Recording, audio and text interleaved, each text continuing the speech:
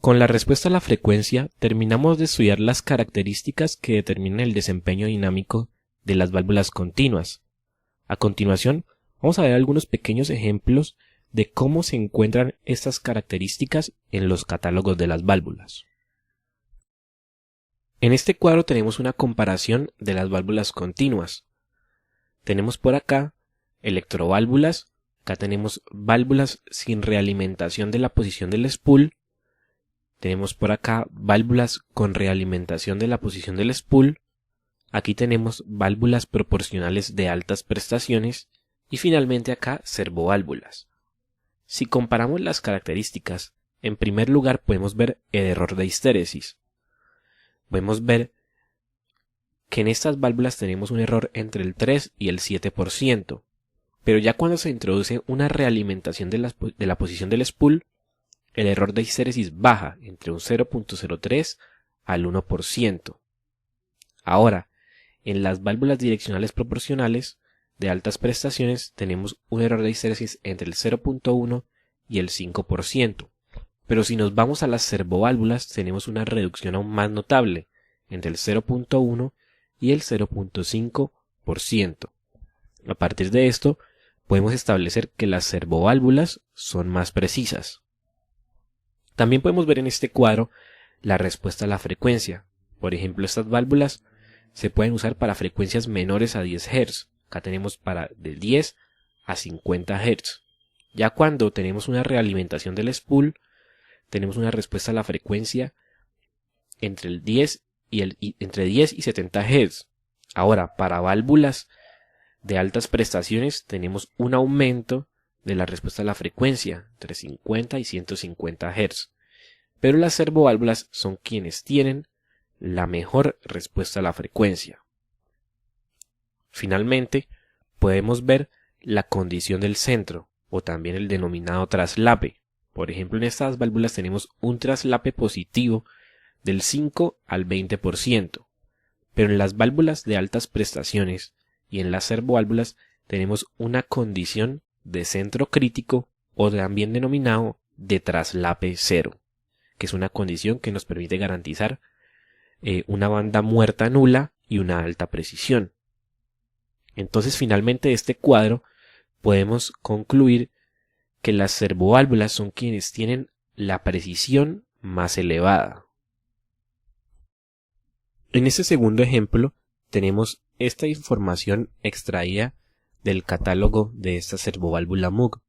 En este cuadro podemos ver aquí en la segunda fila el tiempo de respuesta de la válvula y que nos definen cuál es ese tiempo de respuesta.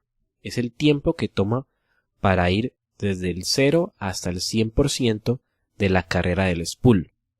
En este caso tenemos para diferentes modelos que puede ser de 30 milisegundos, 30 milisegundos y 40 milisegundos. También tenemos acá el error de inversión, que es del 0.5%. Tenemos la histéresis, que es menor al 3%. Este tiempo de respuesta viene asociado con esta gráfica, en el cual podemos ver que dependiendo del caudal que pase por la válvula, podemos obtener estas curvas del tiempo de respuesta y podemos obtener a partir de esas curvas cuánto es el tiempo que toma para ir desde el 0 hasta el 100% de la posición del spool. Y también tenemos por acá en este lado el diagrama de Bode de la válvula. Tenemos la atenuación en decibeles y el retraso en fase en grados. Y a partir de este diagrama de Bode podemos obtener tanto el ancho de banda como la frecuencia límite para esta servoválvula. En este tercer ejemplo tenemos esta válvula proporcional de Sun Hydraulics y a partir de su catálogo podemos extraer las diferentes características, como por ejemplo la histéresis, que es del 15%, la linealidad, que es del 3%, la repetibilidad, que es del 3%, y también tenemos por acá el tiempo de respuesta de la válvula. En este ejemplo tenemos una válvula direccional de altas prestaciones Rexroth. De la información técnica podemos, por ejemplo, extraer la histéresis, que es menor al 0.1%, y también tenemos la respuesta a la frecuencia. En este caso nos especifican que es la frecuencia límite, es decir, cuando se produce un retraso en fase de menos 90 grados. Y esa frecuencia límite corresponde a 120 Hz. En este último ejemplo, tenemos toda esta información extraída del catálogo de una válvula direccional proporcional de altas prestaciones Rexroth. Por ejemplo, de este catálogo podemos extraer la curva característica de caudal, y esta curva podemos ver que la válvula tiene una pequeña banda muerta, ya que a pesar de que estamos aplicando una señal de comando, que acá en este caso se da en porcentaje, la válvula no entrega caudal, pero una vez supera esa banda muerta ya empieza a dar estas características de flujo. En este caso es para dos versiones de la misma válvula. Por aquí tenemos la respuesta a la frecuencia de la válvula, ilustrada en el diagrama de Bode, a partir del cual podríamos extraer tanto el ancho de banda como la frecuencia límite de esta válvula.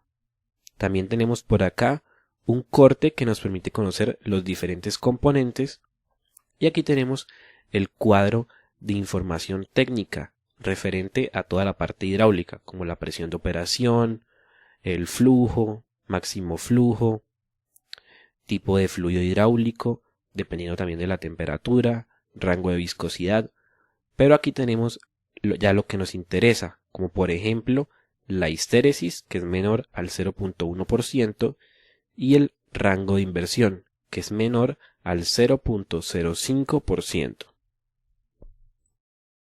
Con estos pequeños ejemplos, quería mostrarles a ustedes que todas estas características que anteriormente vimos de forma conceptual se pueden encontrar en los catálogos de las válvulas, y que son con ellas con quienes nosotros podemos entrar a decidir cuál válvula es la más adecuada para una determinada aplicación.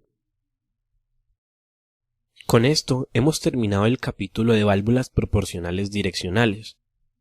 Los invito a suscribirse al canal y darle like a estos videos. Gracias.